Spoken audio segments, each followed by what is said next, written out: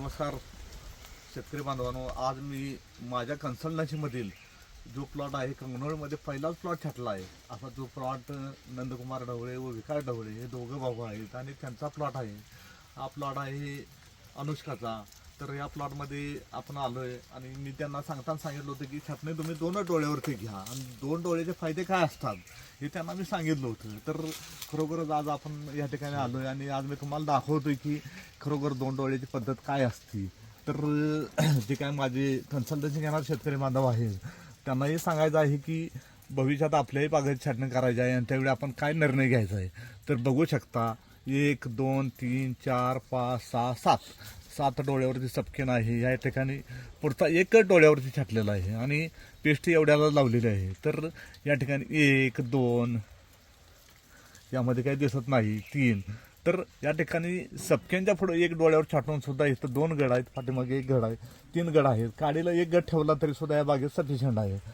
त्या ठिकाणी पुढची काडी बघू शकता तुम्ही. 1 2 3 4 5 6 7 डोळ्यावरती छाटलं आहे आणि ह्या ठिकाणी सुद्धा त्याच्या पुढं 1 2 डोळे आहेत.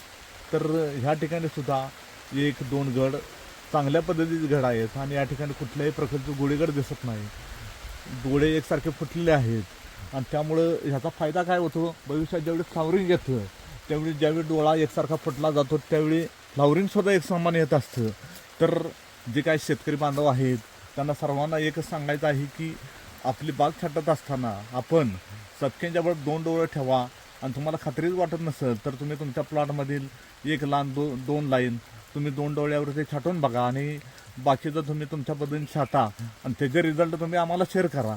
तर कृपया करून जे काही शेतकरी बांधव असतील छाटणीमध्ये कुठल्याही प्रकारच्या चुका करू नका आणि ज्यावेळी तुम्ही अशा पद्धतीने छाटशीला त्यावेळी तुम्हाला खरोखरच बाग एकसारखी फुटल आणि घडही चांगले मिळतील. धन्यवाद.